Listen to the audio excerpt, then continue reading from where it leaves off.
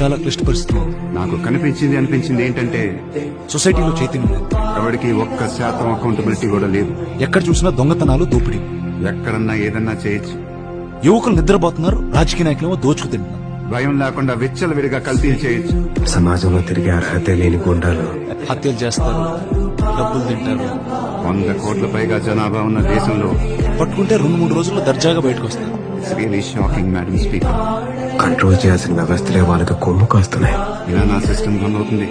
ఏంటి సార్ మనకి దౌర్భాగ్యం? ఇంత హీనంగానా మనం బతుకుతుంది? అసలు ఓటేసేవాడు క్యాండిడేట్ గురించి ఏం ఆలోచిస్తున్నాడు? మీరలా ఉండబట్టే తాత పోతే కొడుకు, భర్త చేస్తే భార్యకి, అన్న చేస్తే తమ్ముడికి, ఆడిపోతే ఆడు పెళ్ళం వచ్చి మీ నెత్తికి కూర్చుంటున్నారు. ఆడు మన కులపోడా కాదా, మన సంఘపోడా కాదా? వాళ్ళకి ఇంకేం అర్హత అక్కర్లేదా? వ్యక్తిత్వం గురించి ఎవరన్నా ఆలోచిస్తున్నాడా? సింపతితో ఓట్లేయడం ఏంటే? అర్హతులోనే అసెంబ్లీలో ఉండాలి. ఒక్క ఎదవ రాజకీయ నాయకుడు అసెంబ్లీలో కూర్చుంటే అవినీతి, అభివృద్ధి